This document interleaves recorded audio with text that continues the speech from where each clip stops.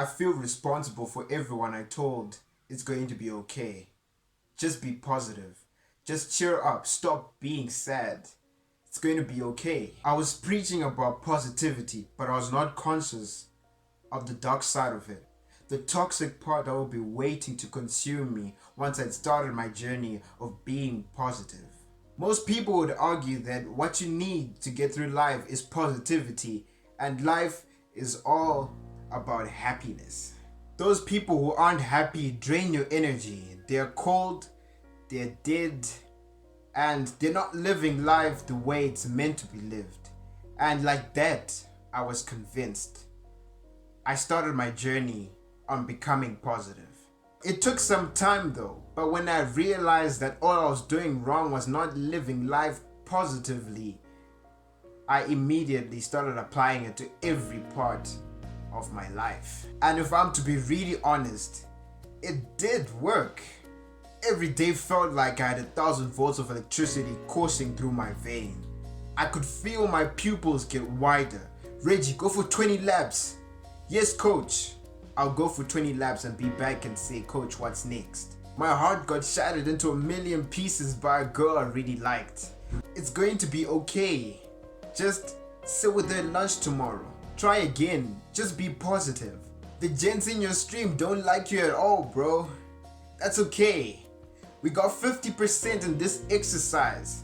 That's okay. Just be positive. We'll give it another shot. We'll get it next time. Just be positive. Don't worry. It's gonna be okay. I really felt unstoppable. Good vibes only over here. The idea of grief was foreign to me, and I hadn't cried in almost a decade. And unfortunately, I was telling myself I was closer to becoming a man because of this milestone. Didn't it get old? No, it didn't.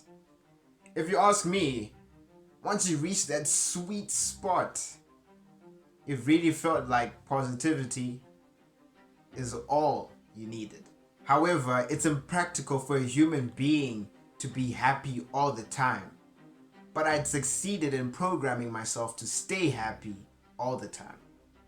This was until I started malfunctioning. What it had done was it had shut down all emotional conversation.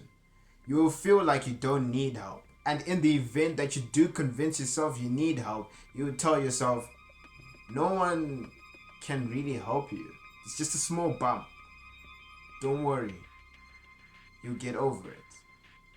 Just be positive. So every time I told myself to ignore these bad feelings or bad emotions, they didn't just go away, but they were repressed and later collectively formed a monster that I would later call a symbiote. A symbiote that grew every time I told myself that just be positive. It's going to be okay. I became very aggressive and abrasive, both vocally and physically. And this didn't just happen overnight, but it happened over time. And then I told myself, no, it's just being at a boys' school and the testosterone that's making me do all these things, but everything is okay. On one day, it showed me how powerful it was and just how weak I was. I'd only slept for 3 hours and then I went to school. And after assembly, as we were walking out, one of my friends slapped me on my back.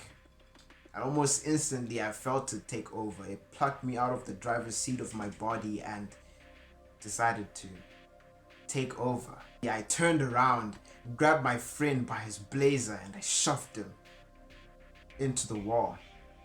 We all played it down, we laughed it off, and I apologized and said, no, I just hadn't had enough sleep.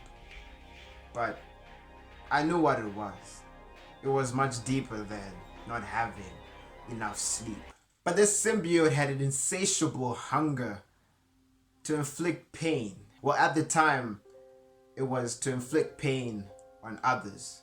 But it didn't make any sense to me how I'll be preaching about being positive and happiness when at some point I was the source of someone's unhappiness. And so I started an unhealthy routine.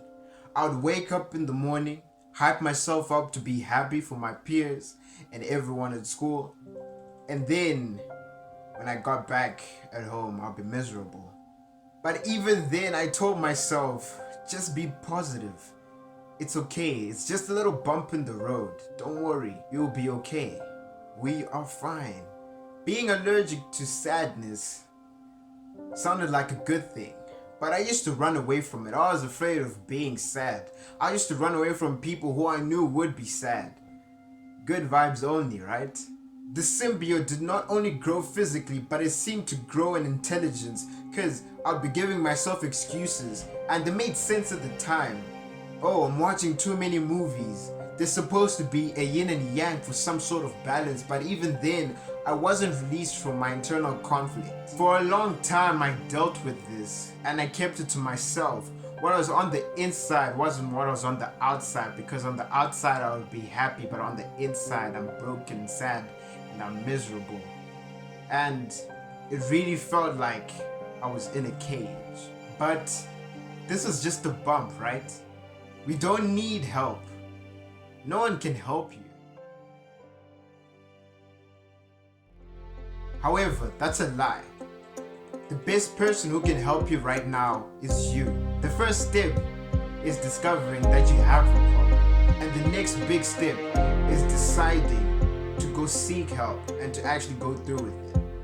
And by then, you would have made 50% of the journey.